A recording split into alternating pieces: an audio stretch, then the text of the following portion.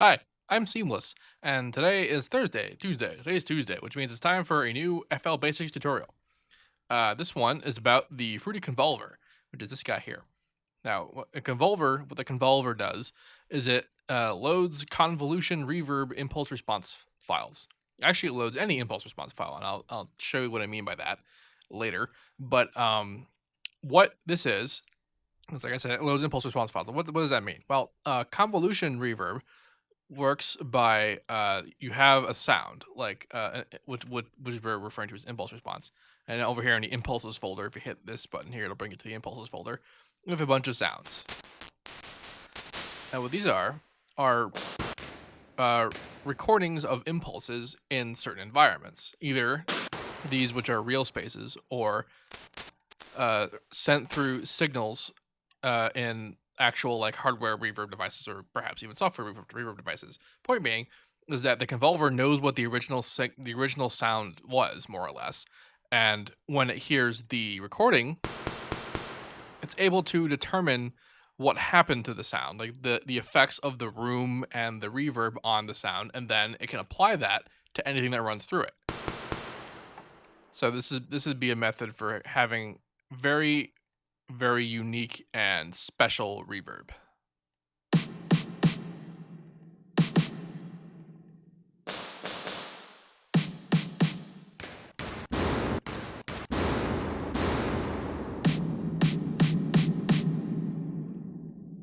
So what kinds of stuff can we do with the Convolver? Well, we have our top options, our top level options, which are just the dry amount, how much dry signal we're hearing, how much wet.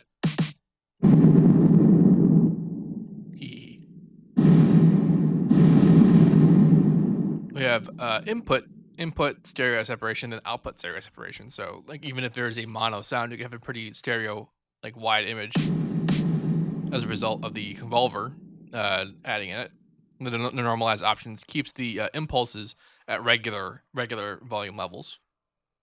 We have delay self convolve, which actually applies the convolution reverb to the impulse itself, and then that becomes the new impulse. And so it's like double reverb in there. And then stretch, it actually changes the length of what the impulse response is, so you can make it super huge or super short, kind of deal. And then we have EQ, which actually this is the wet and dry amount of the equalizer. The equalizer is kind of cool. So this is sort of an unusual graph edit. So what this is that this is your spectrum over here, and this is your line. You can make changes, and that will be the EQ change. Except that we have this visual image back here, and what this is actually a sort of a switched graph of time. So on the horizontal plane is the actual spectrum, like equalizer information, audio spectrum amounts, frequency graph, and then vertically is time. So when the thing first hits, this is where it hits, and then the decay happens, and then there's extra frequencies and stuff like that over time. And so this lets you screw around with the EQ. Now this isn't the post EQ. This is actually the EQ of the impulse sample itself. So that's where the changes are happening. So if I want to, I can get rid of all this low end and really pump up the high end.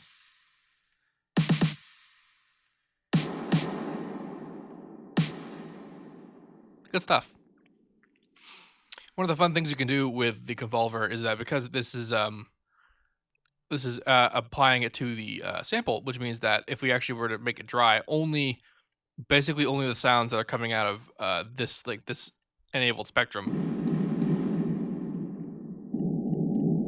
will be what we'd hear. And so there's actually presets in here for a linear phase EQ, and it uses a very short impulse to make basically full spectrum, and then you EQ it, and you get linear phase EQ, which is a whole separate thing, but basically what it means is that the cuts are perfect. There's no phasing issues. There's no sort of EQ distortion, but what there is a lot of latency, as you can tell from there. And so you got to deal with that, as you wish for whatever application you may use linear phase EQ for, which is kind of a lot, but that's not a discussion for today. It's more or less the options that we have available to us now. Now, I want to show you what I was talking about earlier about different kinds of impulses, because it doesn't really look like this particular impulse doesn't necessarily smack of reverb, but there are other things you can do with the Convolver, and I'll show you in a second. So now I've loaded up a guitar cabinet IR, or impulse response. And what does that mean? And much like recording a snap kind of sound, usually a starter pistol in an environment, like a pool or whatever, that gets these sounds. Um, there's a process by which you can run a signal through a guitar amplifier setup and cabinet and all that, and then from that you can get a response file. It's not the same process, but the result is the same, and this means that we get a sort of effect that is the coloration that is the result of a guitar cabinet kind of sound. And I can show you what I mean in a second by loading up a recording, a dry guitar recording, which I have, I think.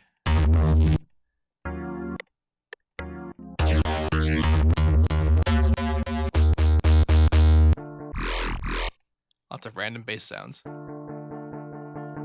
right, here's one.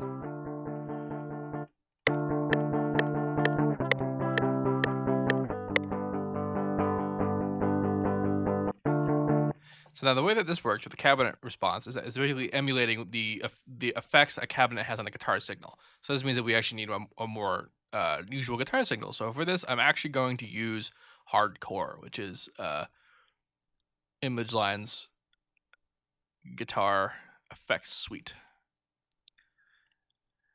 Now I'm actually going to turn off the cabinet modeling. I'm just going to have distortion. Turn off all this.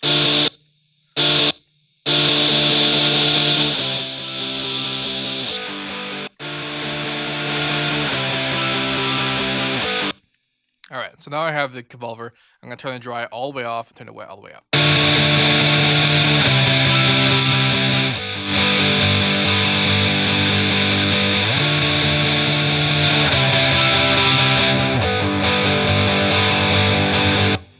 Now, what does that sound like without it?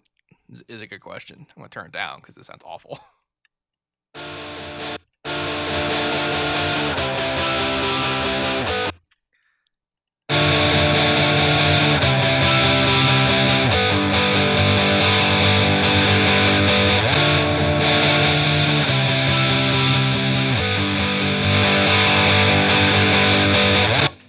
Point being, now there is a this sort of thing adds much more of a sort of realistic depth towards having guitar sounds and effects, and this is actually pretty common in terms of processing digitally your guitar using impulse responses. And there's other plugins and stuff like that people use more often for this sort of thing, but you can do this with the Convolver, which is kind of cool because it can load impulse response files.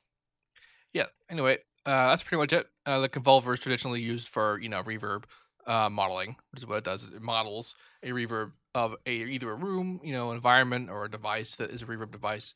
And you can just Google, reverb impulse responses, or go to freesound.org or something, and you'll find a whole just huge amount that people have made themselves, and some of them are pretty good. But the point is that it makes for a very unique and just better reverb in general, especially if you're going after a realistic kind of sound, because you can just find a recording of that realism, that real place, that kind of thing. And then also, guitar modeling. How cool is that? And you can just Google guitar cabinet impulse response files, and you'll find a huge amount of it, huge amounts, kind of thing. You can also find loaders, because those are, how hard is it to have something like this, right? It's a pretty standard sort of thing. But the reverb is a bit more complicated in life. If you have any questions about this, let me know. And as usual, have a nice day.